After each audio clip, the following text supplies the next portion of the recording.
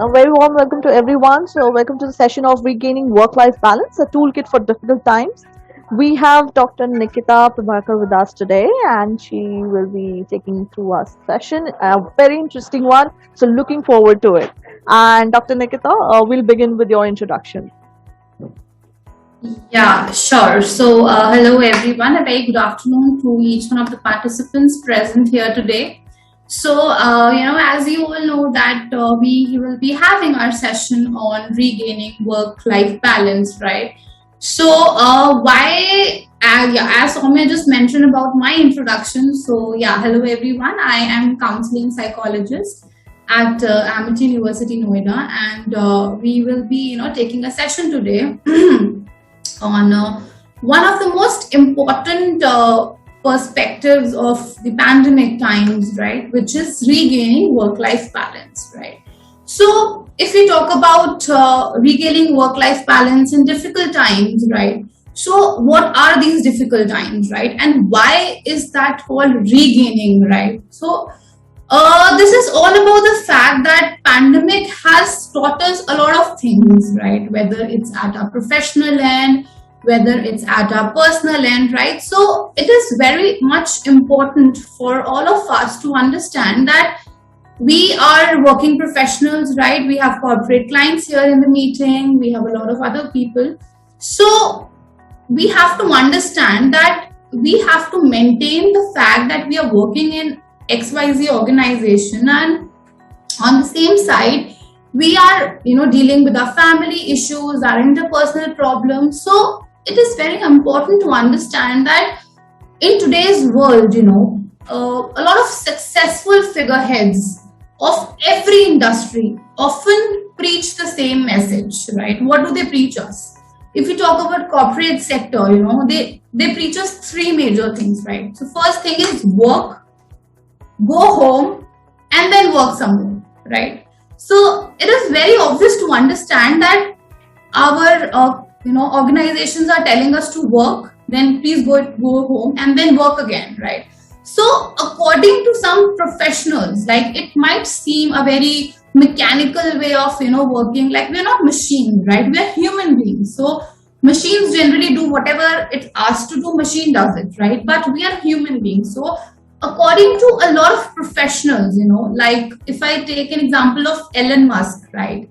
So as per Elon Musk, it is entirely possible to squeeze an extensive side project into your day, right? Regardless of your work schedule, your familiar commitments, and your personal responsibilities. So many professionals, like I just mentioned Elon Musk, right? He mentioned that it is entirely possible to squeeze an intensive side of your project, right? You might have work commitments, you might have a lot of work schedules, but on the same time, you have your personal responsibilities, you have your family commitments. So it is nothing that you just have to focus your attention to one thing, right? You have to start doing multitasking and managing your professional front as well as your personal front, right? And those who reject this challenge generally in the outside society are viewed as weak-minded and unmotivated people, right? And like their priorities are out of order. So, however, if I say that any researcher or well-balanced individual would disagree to this, that why do people call you weak-minded? Why do people call you unmotivated, right? You are not weak-minded, you are not unmotivated. What is the fact is, after all, the most notable sign of a healthy career is knowing how to differentiate between work and your personal time. So if you want to develop a healthy career, if you want to grow in your career, in your other perspectives of your organization, you need to know two basic things. That is how to differentiate between your work life and how to differentiate between your personal time, right? Therefore, let us take time to examine how one can establish and maintain a healthy work-life balance, for which we have organized this workshop, right? So let us start by understanding the meaning of work-life balance, right? So what is work-life balance? Work-life balance is commonly used to describe the balance of an individual between time allocated for work and other aspects of life, right? Now, what can be your other aspects of life? Your other aspects of your life is your personal life, that is your family, your friends, and on the most important thing, your own self, right? And what is your work? What is your work life? Work life is your professional life, which is your job, your career, right? That is your work life. So work-life balance in short is maintaining a balance in between two of these things, right? So we have understood, we have attended so many workshops, so many sessions about people telling you, but this workshop, we are understanding to regain the work-life balance, right? So in the regaining process, there might be a lot of imbalances, which might be happening in the corporate sectors with your bosses, with other people, right? So what are the causes of those imbalances? That generally, what is the reason behind the fact that we are not able to maintain work-life balance? We are not able to maintain work-life balance because somewhere down the line, we are imbalanced, right? We are not in the equilibrium part, right? So I'm going to discuss some of the causes of that imbalance so that you get the insight that what are the causes, right? So the first cause is societal expectations. What is the society expecting you, right? Society sets very unrealistic targets for us, right? Which causes unnecessary stress. I know that most of you must be agreeing to me at this point, right? That we generally try and showcase, especially in the corporate world, right? A lot of unrealistic targets the society sets for us, right? And that unrealistic targets causes us unnecessary stress, right? And whenever you fail to achieve those targets, you might distress and it makes a negative impact on your work-life balance, right? So it's unrealistic targets, right, which the society sets. And when you fail to achieve those targets, you get distressed. You have a lot of negative thought process, right? You have a lot of negative cognitions, negative thoughts going in your head, right? To avoid these. Now listen to me very carefully. To avoid these, learn to distinguish between social conditioning and your priorities. Now, what do I mean by social conditioning here, right? So, social conditioning means that a lot of people must be feeling that, there are certain kinds of social prejudices or social stereotypes in the society. So, if you want to lead a life without this societal expectation, you need to reach above this social conditioning and understand that what are your priorities and how can you differentiate between those unrealistic expectations and your priorities, right? Every individual has different priorities in his or her life, right? It might be family, oneself, friends, anything, right? So just differentiate between these two things first. Second cause of this imbalance is extreme ambition, right? Which most of us are running behind minting money, getting recognition, right? So single-minded ambition regarding work causes or comes from internal triggers or from a need for social recognition and success. Generally, we feel that, if I'll be at that post or this post, I'll be more socially recognized, right?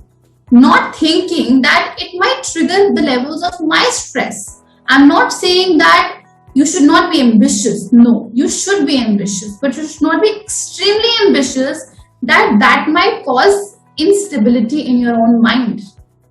Just for the sake of social recognition, if you're doing that, it's not something very wise, right?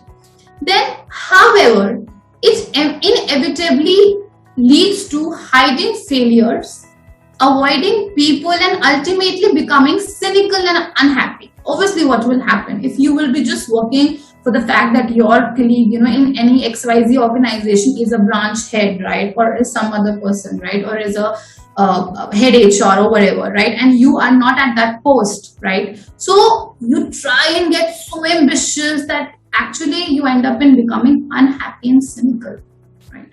So substitute with moderate ambition aimed at achieving multiple parallel work and life goals. So have a moderate ambition in your life. You should be ambitious to grow, right? And moderate ambition makes you feel happy also, right? And I always say that a healthy mind, can get you at any kind of,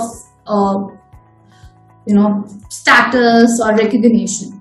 So you have to keep in mind about a moderate ambition level. The third thing which actually causes imbalance is desperate for perfection.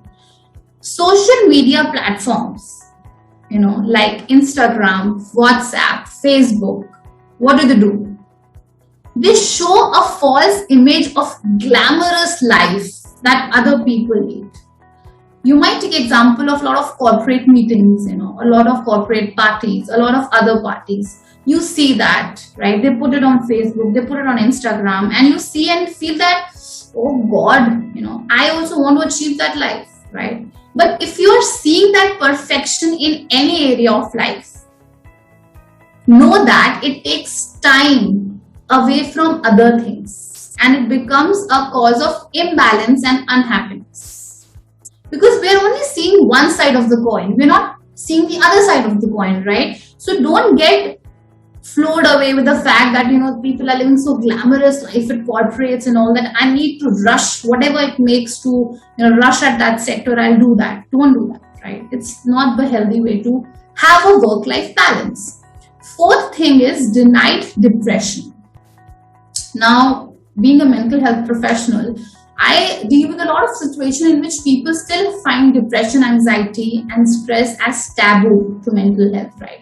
So depression is socially unacceptable weakness, right? People don't accept it. Why? Because it's socially unacceptable. What will my friends say? What are my parents going to say? What are my relatives going to say? That am I in a depression? So it's very much socially unacceptable, right? And on the top of it, people ignore these issues and really share with others, right?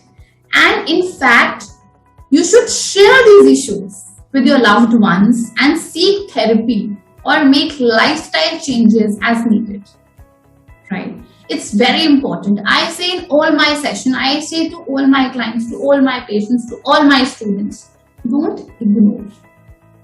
Come, share with us. We are here with you. And probably we have kept this workshop where you can vent out your emotions, where you can share your experiences. We can have an interactive session too, right? So now I have told you what are the causes of these imbalances. Now let us work upon the methods of work-life balance. How can we attain the work-life balance? First thing is choose 3. Now you will say, what is this choose 3, right? Choose 3 means there was a person called Randy Zuckerberg, right? Who was she? She was a sibling of Facebook's founder, right?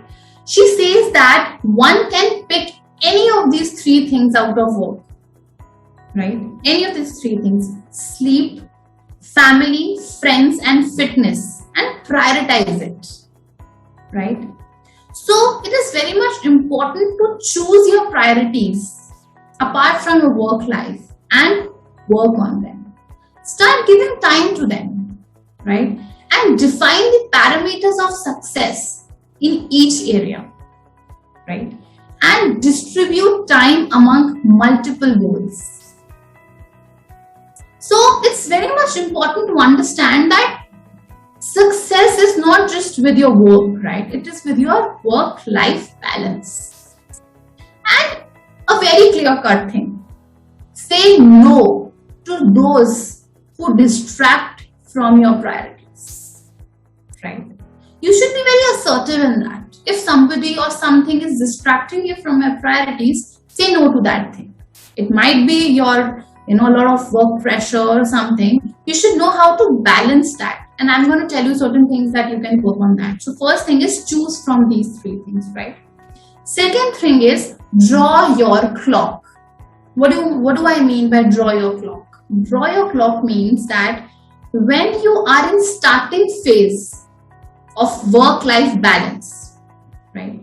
Use a diary to track how you spend hours on work day and as well as your holiday, right? So make a to-do list in very layman terms, right? Make a diary and start tracking how many hours are you spending with your work and with your family. You'll actually get to know that what am I doing, right? Where am I going wrong? It's the best way to do that, right? Categorize these hours. Listen to me very carefully. Then categorize these hours as per task you performed into urgent, non-urgent, important and unimportant. So easy to hear, right? So try and work on these. First make categories, right? And categorize these hours as per your performed urgent and non-urgent tasks in your workplace also, right? Now draw a new ideal chart, a pie chart for workday and holiday, and mark out your desired segment and move on your current ideal clock. That means regaining your work-life balance, right? So draw your clock. All of you should do that. The third thing is small steps. What do I mean by small steps? Small steps means do not make more than 2 small changes in a week and give yourself time to settle down into a new routine, right? If you're doing certain changes, as I just mentioned, do only 2 small changes in a week, right? And give your time to settle down, because as human beings, right, we feel that formally I'll not be very, differentiative between males and females, but as a female, I personally feel that we have to do household work also, right? We have to do our office work also. So if you're actually making a lot of changes in your routine, give time to settle down into a new routine. Don't feel that I just need to do all in one time. No. Small steps, which we call baby steps. So sudden major changes die out very quickly, right? If you're going to make very sudden changes in your routine, right? If you're going to make a lot of fast changes and a lot of major changes, that changes are going to die out very quickly, right? So start with baby steps, right? Regain that. So the fourth thing is mind and body. What do I mean by mind and body? If you're constantly stressed, right, about your workplace, about relationship with your family, about your friends, about your bosses, if you're constantly stressed, your work-life balance needs fixing, right?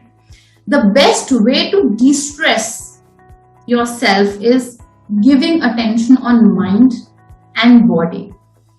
Now, how to do that? Do meditation, right? I'm not asking you to do very heavy meditative processes. There's a very simple thing, right? You inhale it from your nose and exhale it from your mouth with your deep breaths, right? We do it with our clients and with our patients as mental health professionals. So do meditation. Second, listening music. Listen to whatever music you like, your mind, your body both get relaxed. Then physical exercise, etc., etc.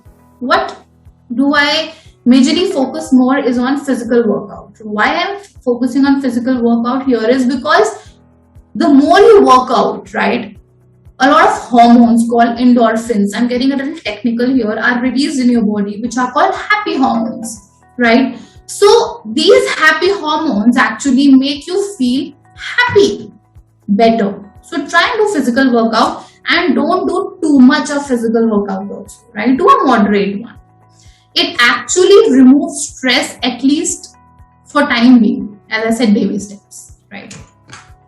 Fifth thing is unplug. Sometimes okay, so let us understand this thing that, we are having a virtual mode and some organizations are opening up, and most of them already open up, right? So we are all have become very tech savvy. All thing is virtually done, work from home, blah, blah, blah, right? So unplug means that, not the unplug stuff, but you have to sometimes let technology is responsible for imbalance in our lives also, whether it's our mobile phones or it's a lot of internet, and mainly these things, right? So these two things, your mobile phones and your addiction to a lot of social networking sites or whatever, may leave you hooked to work, right? Or to useless activities and prevent you from doing important activities like getting enough rest, spending quality time with the people you love, the people you want to connect, right? And engaging in these things can make you happy and feel relaxed, right? And during this time and during this period, shut your phones off and enjoy the movement. I'm not saying this. This is said by Robert Brooks, who is a professor at the psychology at Harvard Medical School. Right? So when you're doing one thing, right, spending time with your family, say for example, then stop your phone, right? Stop using your phone all the time. Spend and be in the moment. I'll give you a great example of this. Some years ago, I went for a trip with my friends, right? And then she mentioned that, let's click pictures here, let's click pictures there. And it was a beautiful sunset, where the sun sets and a lot of birds come and, you see that beautiful view. I'll tell you the place, it was in Bali, right? So she was all time busy in clicking pictures here, there, and I just said one thing to her. I said, yeah, completely. I completely agree that, you'll not find this moment again, but just feel the moment. Be in the moment. Feel the beautiful sun raises and the sun setting and everything, right? So that is important, is if you really want to feel happy and relaxed, be in the moment. I think Dr. Nikita, you have absolutely said the right thing, and just very important thing. Because what we do is we try to capture those moments in our camera or mobile phone or whatever. We say, you will just look at these memories. What about those moments which is happening right then and there? Are you actually feeling those memories? Are you feeling that moment? So you just missed that part because you want to save something for the future. But I think when you start living the present, that's actually going to make a lot of difference. Absolutely well said, Soumya. Well said. Yeah, and even in the previous part when we were discussing about those issues, I think we try to regulate or overcome our stress by adopting these different methods like listening to music and meditation and things like that. But I think one very important thing is ask for support. I think we never share our feelings. We never ask our manager. We never approach our loved ones. We never ask our relatives that I'm not feeling very good about few things. I'm stressed. Maybe I'm having these thoughts in my mind. We don't seek support. I think that's not in our mental mindset. We don't have this habit of seeking support. That's a very important thing which we need to understand, that it is okay to talk about things. It is okay to approach people and let them know how you're feeling. Right. And once you have done that, and if you have learned the art of expressing yourself, half of the job is done. Absolutely, Soumya. I fully agree with you. And I was coming to that as well. And before you said it's great. Okay. All right. Yeah. Go ahead. Yeah. So then after, unplugging yourself from that area, the thing is short and long breaks. So to maximize your productivity, I'm talking about your work productivity here, work efficiency. If you're working at any organization, anywhere, right? If you want to maximize your productivity, take short and long breaks. Now, you will say, what do you mean by short and long at one time? I'll explain that. Take 5 minutes break after every 1 or 2 hours at work, right? Or while switching from one task to another. If you're doing any work, anything at your workplace, you're given a multiple range of projects by your bosses, right? So take 5 minutes break after every 1 or 2 hours, because it makes you more efficient and more productive. Because if you're going, and trust me, I've personally experienced that, if you're working at a stretch, your neck pains, your back pains, a lot of pain, right? But if you give your body rest, because I know your mind is working if you're doing any intellectual work, but your body also gets exhausted, right? So you need to relax your body too. It's not I know it's a machine, but it's not a mechanical stuff that, it's like an engine. If you don't even fuel an engine, your car gets broken, right? So you need to break about the facts that you have small breaks, right? And after every few months, this was a small break, right? Now, what do I mean long breaks? After every few months, take a vacation of at least 5 days, and many times company plan vacations for its have hardworking employees. There are many organizations, there are many corporates, there are many big 5 firms, other things that actually give you company plan vacations also. And if I have to give a message to the people who are working at high-end professionals here. It is actually very motivating extrinsically for the employees to get company plan vacations as well. It actually makes the employees much more hardworking. So it's actually a really great thing. The 7th and the last thing is 1 hour a day. So what is 1 hour a day is set an hour every day for yourself and respect that time as much as you can, and as much as you would respect your manager's time, right? If your managers are giving you a time to meet, or you have scheduled a meeting in MS Teams or any platform or even face to face, you respect your manager's time, right? So try and respect your time too. Why are you disrespecting yourself, So set an hour every day for yourself and respect that I have to do at least what is I have decided, right? And respect that fact. Don't be very indecisive in nature, right? And in this hour, listen to me very carefully, in this hour, do those activities which you actually like the most.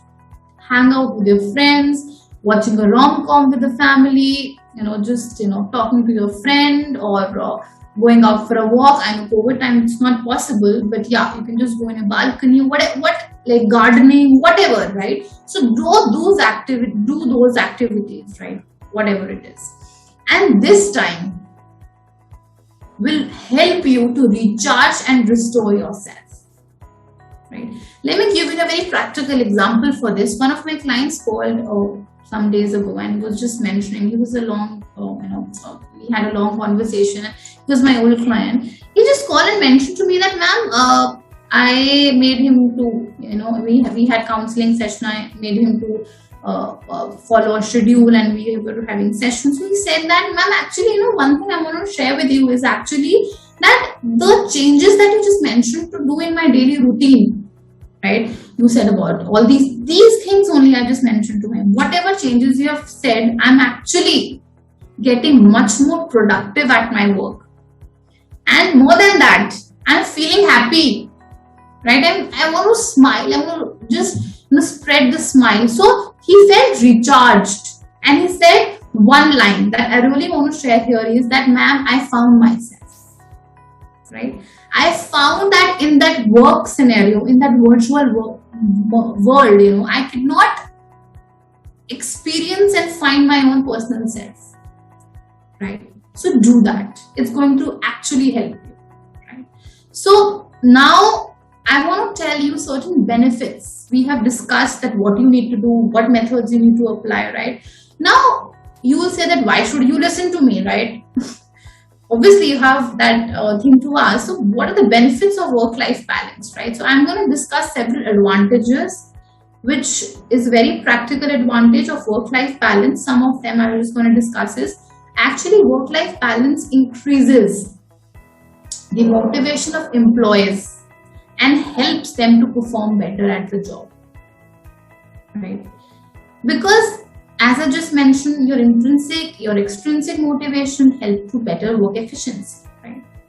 Then your work-life balance helps people to relieve their stress, right? Through all these means, the stress is relieved, and they can spend leisure time with their near and dear ones, It's a big advantage. Your family needs you too, correct?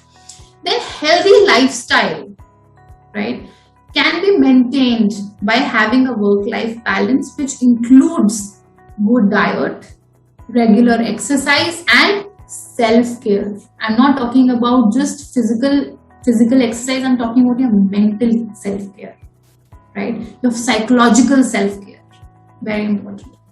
Then employees who are highly motivated, right, can help in business grow as they are more attached to the job and career. If you're going to actually make a work-life balance or regain in difficult times, you will actually grow in your acads. You'll grow in your professional career. As I just mentioned about moderate ambitiousness, you will actually get to that fine, right? So actually employees who are highly motivated can help in business growth as well, right? And the last thing is companies can actually maximize their productivity from an employee who is rejuvenated, refreshed, as compared to an overloaded employee, right? So if you're rejuvenated, if you're refreshed, you will be much more productive for the organization, right? So it's very important. So at the end, I would like to just, conclude by saying that work-life balance is about creating and maintaining supportive and healthy environment, right? Which will enable individuals to have balance between their work and professional and personal responsibility, right? And thus strengthen the loyalty and productivity, right? So it's actually going to help you to the core if you're going to make a work-life balance in this kind of a way, right?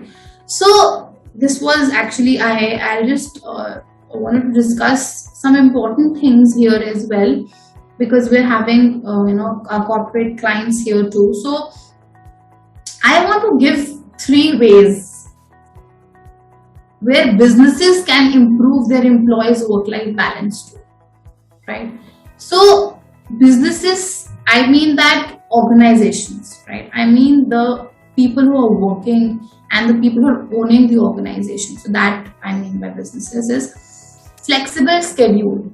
Now what do I mean by that is, because we have a lot of people here who are working in organizations, right? So I want the organizations to hear it too, that as a mental health professional, it's important to have flexible schedule. What do I mean by flexible schedule is, using a flexible schedule allows employees to work a 40-hour week while providing flexibility in their arrival and departure times. Discipline is important, right? So I'll tell you with an example is, for example, a flexible schedule can be beneficial to allow employees that have late afternoon obligations by allowing them to arrive prior to the traditional 9 a.m. time, starting time, and leaving before 5.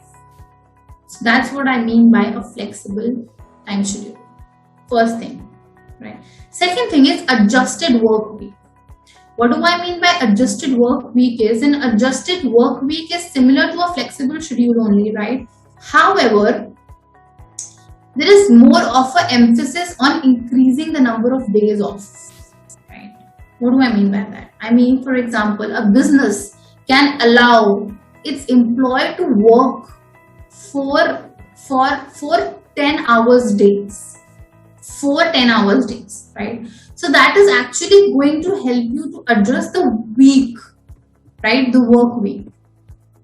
The last thing is that I'm going to say a little bit about the adjustment thing, is that this lets employees, right, the work adjustments, the work week lets employees fulfill their 40 hours obligation in fewer days, giving them the option to take the 5th day off, right? So that can be done as well if you're working, if you are the organization decision maker, right? Then reorganize days off or leave, No matter what strategy a business uses to help employees dedicate time to their personal life, none of it matters if they are still working when they are away from the office, right?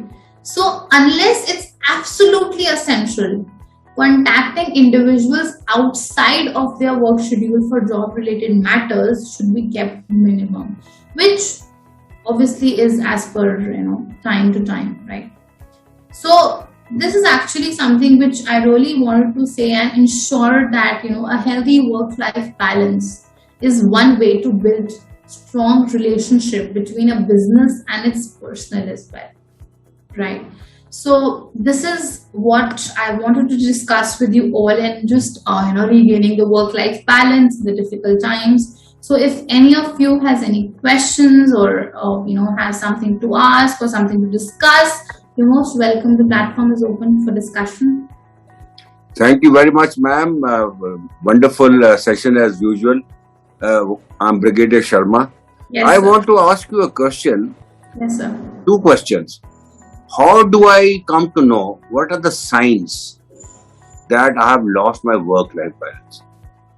That I need to regain it, that I have lost it. So Right. what are those signs which will come in my life that I'll say, oh, I think there is something wrong? What kind of signs will I receive from, my work, my life? Okay. So, Vikrishna, one thing is that there are two kinds of sign you're going to receive. One from your mind and another one is from your body, right? So, the signs which your mind will give you is loss of concentration in your work, right? You will be given a task by your employer, and when you're actually going to give the level best of intellect in that task, but no output is coming, no productivity is happening, right?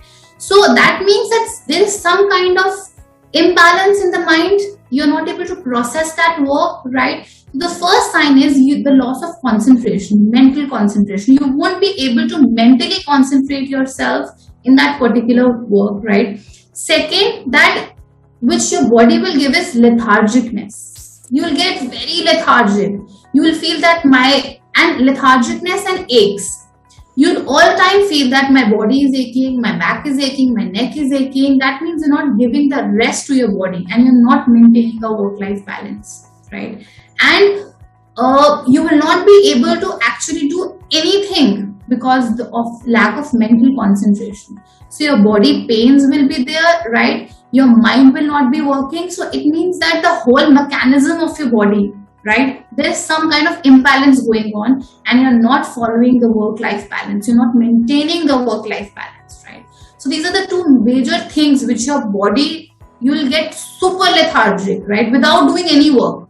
You will be completely off the day, right? But still your body will say, I'm lethargic. That means you're not maintaining the work-life balance. And if I say about mind, it's completely loss of mental concentration. So these two things majorly, Brigadier Sharma, would be the fact that... Thank you very much, ma'am. Wonderful answer. I fully agree with you. And the second question is about denied depression. Okay. How do people will realize that I'm in a depression? Of course, they will deny it. But what are those signs that a person is under depression? Okay. So there are three things again which I would like to mention is there. A person under depression as depression cannot be seen through a naked eye, right? So three things would be there. The physiological, that means the physical things, the mental thing and the emotional thing. Physical thing means that your body, again I was just mentioning that you'll have lack of sleep, you'll have sleep issues, you'll not be able to sleep properly, 6 to 8 hours of sleep you'll not have, right? Then you won't feel motivated to get up early morning and go to your workplace, right? You will be super feeling that I don't want to get up from my bed, I just want to sleep whole day, I don't want to do anything.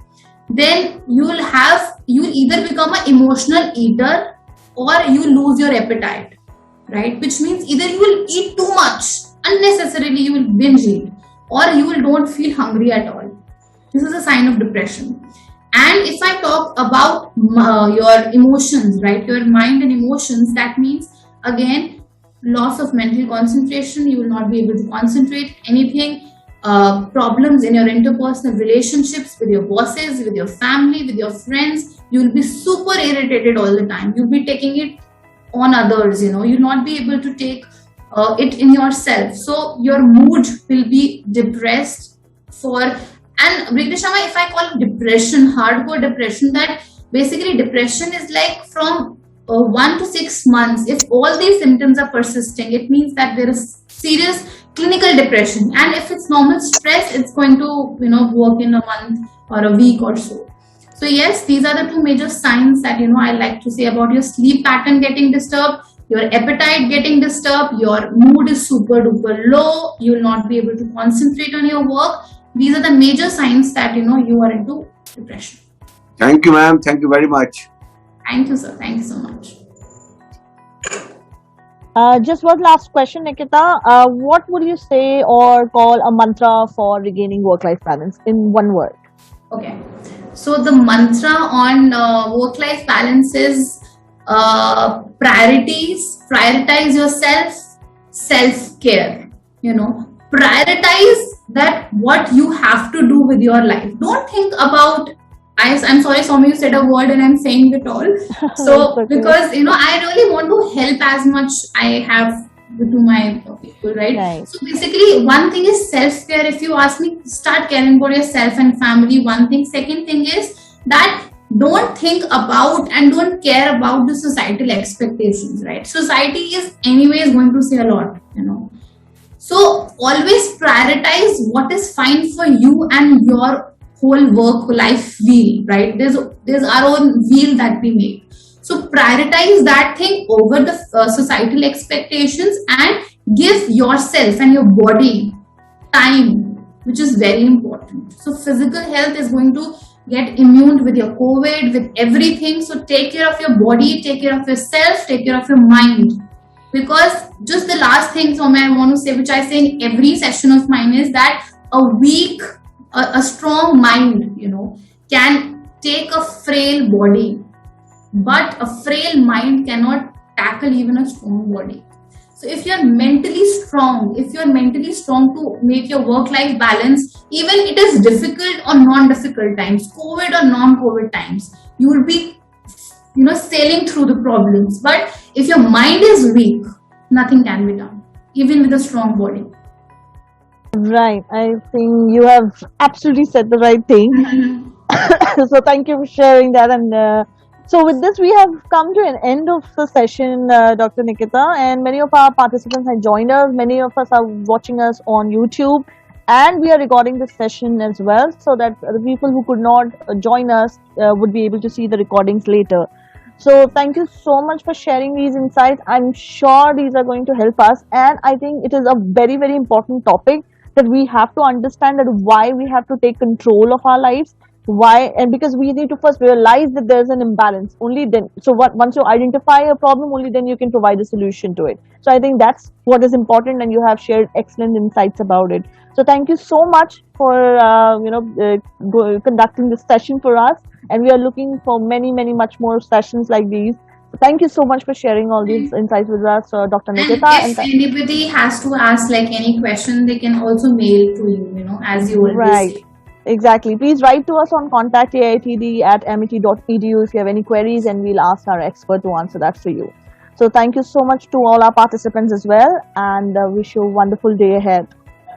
Thank you, Dr. Nikita. Thank you, everyone. Thank you. Bye-bye. Take care. Thank you very much, ma'am. All the best. Thank you, sir. Thank you. Bye.